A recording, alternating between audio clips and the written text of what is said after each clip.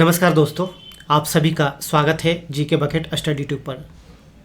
जैसा कि आप थंबनेल देख रहे हैं 67 बीपीएससी टॉपर स्टोरी। कहा भी जाता है कि हर एक सफलता के पीछे एक संघर्ष छिपा हुआ होता है, लेकिन उस संघर्ष को महसूस करने वाला सिर्फ वही व्यक्ति होता है जो सफलता प्राप्त करता है और जो उसका सामना करता है। तो आज ऐसे ही कुछ बात हम करने वाले हैं।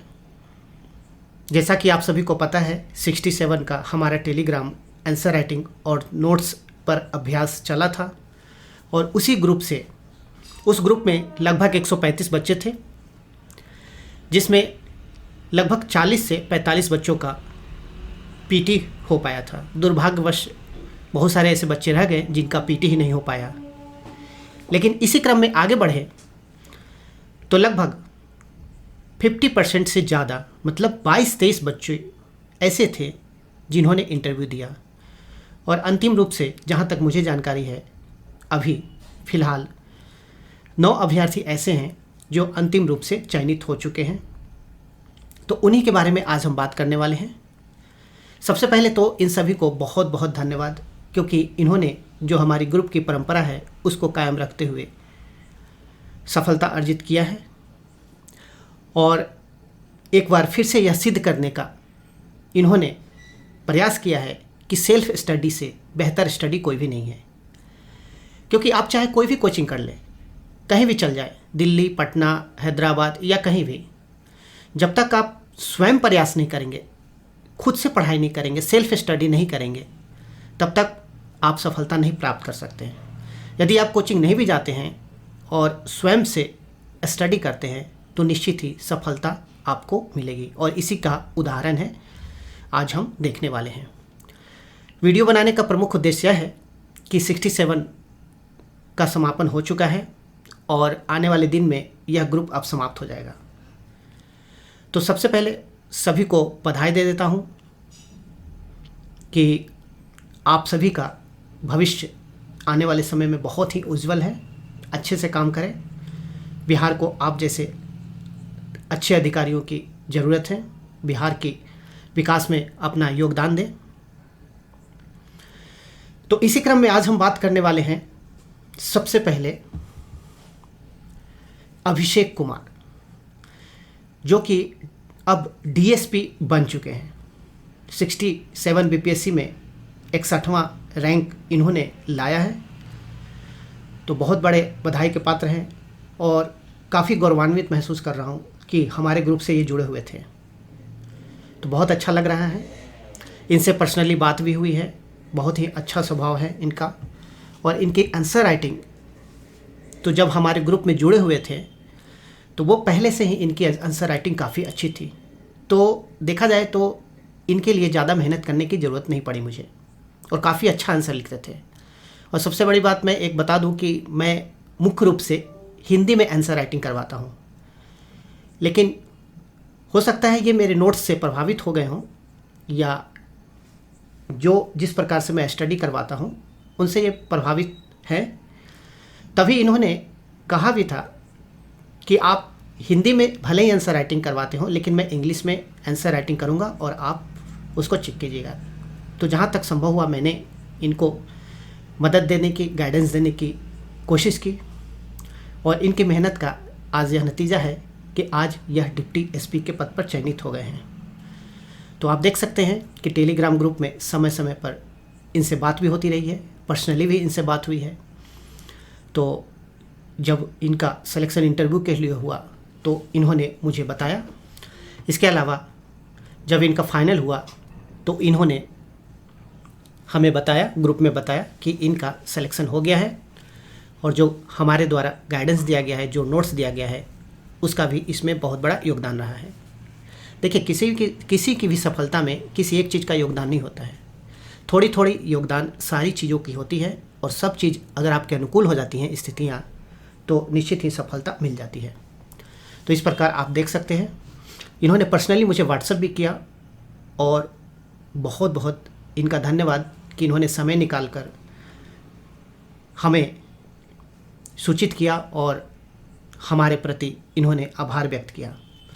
इनकी कॉपी को आप देखेंगे तो काफ़ी ही साफ़ सुथरी और टू द पॉइंट इनकी राइटिंग थी, और यही कारण है कि इन्हें एक अच्छा रैंक मिला है। और एक बात और बता दूं कि इनकी प्राथमिकता डीएसपी ही रही है। ये चाहते तो एसडीएम भी बन सकते थे, लेकिन चूंकि प्राथमिकता डीएसपी रही इसीलिए इन्होंने डीएसपी ही रखा। तो आप इनकी कॉपी देख सकते हैं, काफ़ी अच्छा लिखते थे, और इसमें बहुत सारी जो गलतियां ढूंढने की कोशिश में करता था कि कुछ गलती हो, लेकिन शायद ही इनकी कॉपी में इस प्रकार की कभी कमी आती थी। तो टू द पॉइंट देख सकते हैं आप, इनका इंट्रो कितना शॉर्ट रहता था। बॉडी भी देखेंगे तो बॉडी भी टू द पॉइंट, और आवश्यकता अनुसार ये ग्राफ का भी प्रयोग करते थे। तो बहुत ही अच्छा आंसर राइटिंग करते थे। और लास्ट में आप देखेंगे तो छोटा सा इंट्रो देते थे। तो मेन रूप से देखा जाए तो मुख्य परीक्षा की कॉपी इसी तरह से लिखी जाती है, और ग्रुप में ये बहुत ही अच्छा परफॉर्मेंस देते थे, और मुझे पूरा विश्वास था कि इनका सिलेक्शन होना ही है। आगे चलते हैं, बात करते हैं नेहा कुमारी, जो कि मुंगेर से हैं।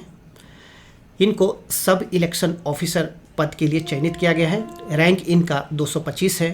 ये भी काफ़ी मेहनती हैं और ग्रुप में अच्छा लिखती थी। इसके अलावा पर्सनली रूप से इनसे बात भी करता था, तो इनकी बात से भी लगता था ये काफ़ी अच्छा जानकार हैं, और इन्हें ज़्यादा परेशानी नहीं आई, मतलब मुझे किसी प्रकार की चीज़ बताने में, क्योंकि ये पहले से ही बहुत ही अच्छा आंसर राइटिंग करती थी। सब चीज़ें क्लियर थी, विज़न स्पष्ट था, तो निश्चित रूप से इनकी लेखन शैली भी अच्छी ही रही होगी। तो ग्रुप से जुड़ी हुई थी, तो इसीलिए बहुत बहुत बधाई है इनको भी कि इनका सिलेक्शन हो गया। इसके अलावा बता दूं कि इनका अभी जो सेनेटरी ऑफिसर का जो वैकेंसी आया था बीपीएससी के थ्रू, उसमें भी इनका चयन हो चुका था।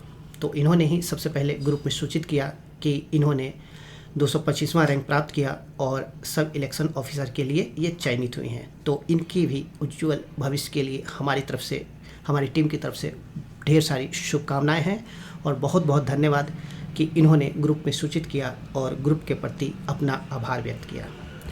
नेक्स्ट बात करते हैं श्री निवास पांडे। इनसे ज़्यादा बात नहीं हो पाई है, क्योंकि चूँकि अभी बहुत बिजी रह रहे हैं सभी कोई बिजी है। हालांकि जिनको समय मिला है उनसे मैंने बात की है, उनका फ़ोन भी आया था। तो इनका मेरिट अगर सीरियल देखा जाए तो 271 है, और ये आरडीओ बने हैं। तो इनके बारे में देखा जाए तो ग्रुप में मैंने पूछा था कि इन्होंने कितनी बार मेंस दिया, तो इन्होंने बताया है पहले 2 बार इन्होंने मेंस दिया था, लेकिन दोनों ही बार मेंस नहीं हो पाया था, और ये हमारे ग्रुप से जुड़े और इन्होंने पहली बार इंटरव्यू दिया, और इनका मार्क्स वगैरह बहुत अच्छा रहा होगा, तो निश्चित रूप से इनका सिलेक्शन इस बार हो गया। तो बहुत ही अच्छा लग रहा है, बहुत ही गर्व की बात है कि कहीं ना कहीं हमारे ग्रुप का, हमारे नोट्स का थोड़ा बहुत भी योगदान रहा है कि इनका सिलेक्शन हो गया। इनकी उज्जवल भविष्य की हम बहुत बड़ी शुभकामनाएं देते हैं कि अच्छा है, ये आगे और तरक्की करे और आने वाले समय में एसडीएम जल्द से बने। तो 69-70 में हो सकता है कि अच्छा खासा पोस्ट आ जाए, तो इसमें ये प्रयास करें तो निश्चित रूप से आगे भी और बढ़ेंगे। खैर, आरडीओ एक बहुत ही अच्छा पोस्ट है। एक प्रखंड का समझिए कि विकास इनके हाथ में रहेगा, और मैं आशा करता हूँ ये अपने पद पर रहते हुए अच्छा काम करेंगे, अपने प्रखंड के लिए बेहतर काम करेंगे। तो इनको भी बहुत सारी शुभकामनाएं। आगे चलते हैं, बात करते हैं प्रशांत कुमार की। तो प्रशांत कुमार का रैंक है 481, और ये sub divisional BC and EBC welfare officer के लिए चयनित हुए हैं। तो इनके बारे में देखा जाए तो बहुत ही खुश मिजाज हैं। कई बार फ़ोन करता हूँ तो बहुत ही खुशी लगता है, अच्छा लगता है, हंस के बात करते हैं, मतलब बहुत ही अच्छे नेचर के व्यक्ति हैं।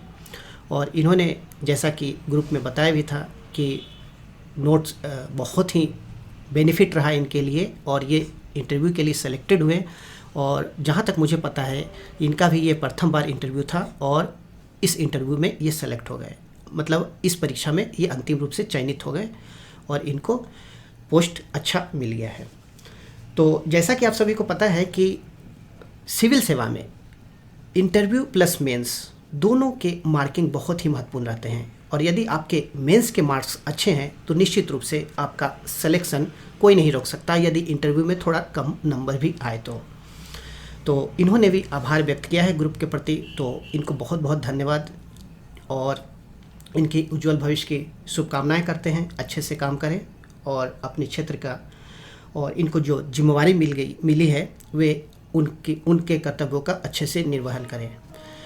तो इनके बारे में एक और बात बताता हूँ कि अभी जब ये रिजल्ट का वेट ही कर रहे थे तो उस समय भी इनका फ़ोन आया था। इनको हमारा नोट्स इतना अच्छा लगा, बहुत बेनिफिट लगा कि ये फिर दोबारा भी नोट्स लेना चाह रहे थे।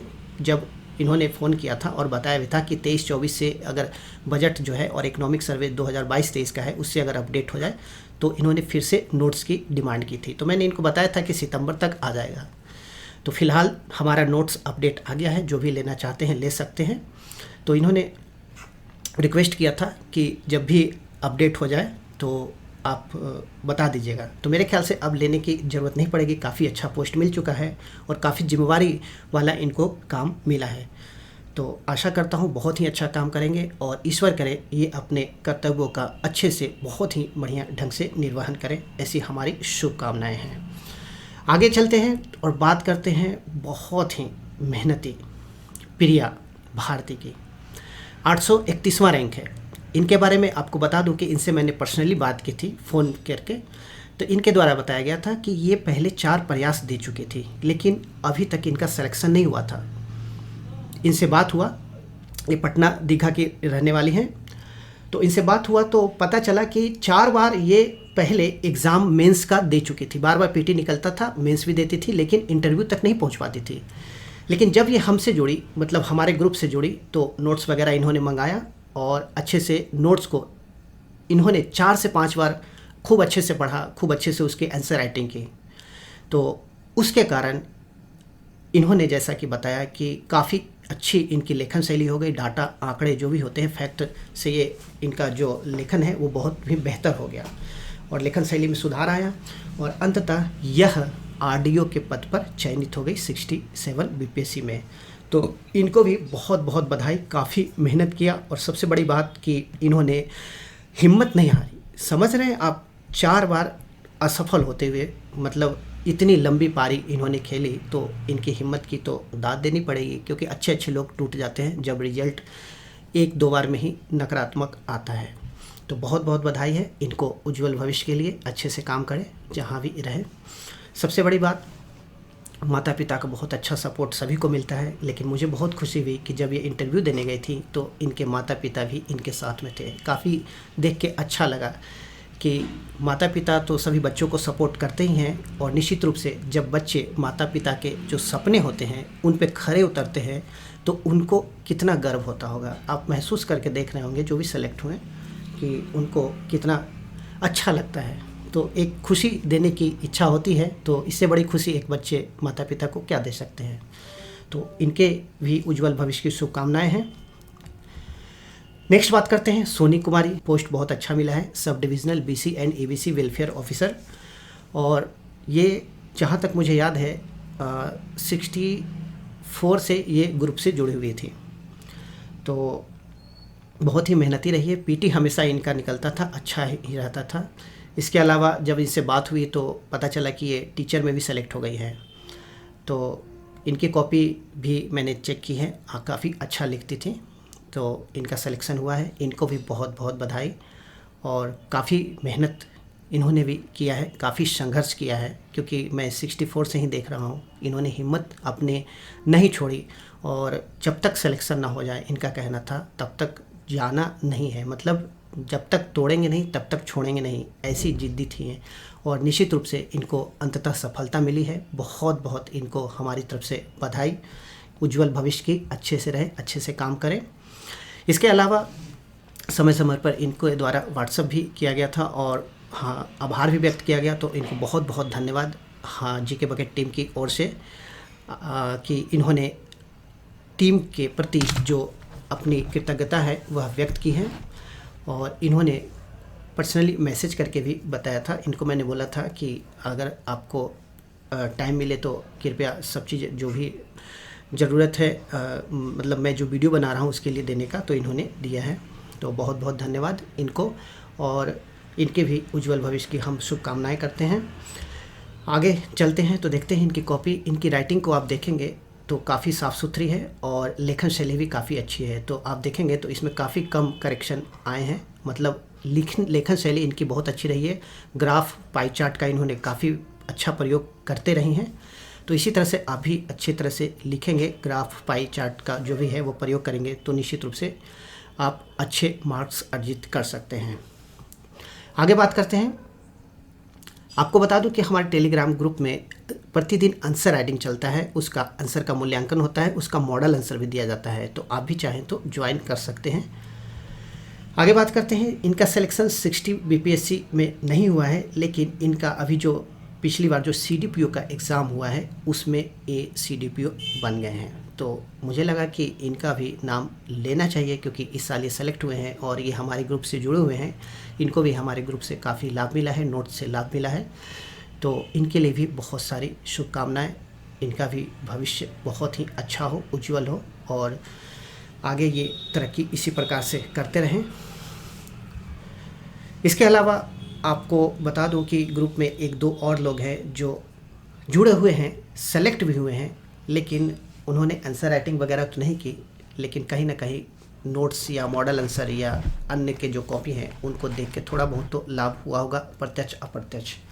तो मुझे लगा कि उनका अभी नाम लेना ठीक नहीं है, तो फ़िलहाल तो हमारे ग्रुप से इतने लोग सेलेक्ट हुए हैं। उसके अलावा आपको बता दूं कि मेरी जानकारी में ग्रुप में लगभग 16 से 17 अभ्यर्थी ऐसे हैं जिनका इंटरव्यू तो हुआ, लेकिन अंतिम रूप से फाइनल सिलेक्शन नहीं हो पाया।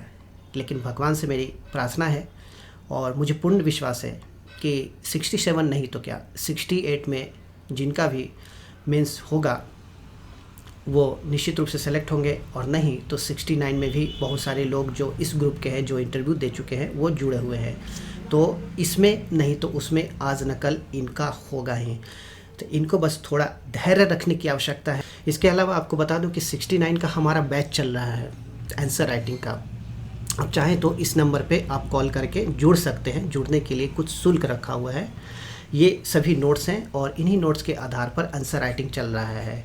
और एग्ज़ाम से जस्ट 1 महीने पहले जो भी करंट के टॉपिक होंगे उनमें से जो अति संभावित प्रश्न बनते हैं उनका आंसर राइटिंग भी कराया जाएगा।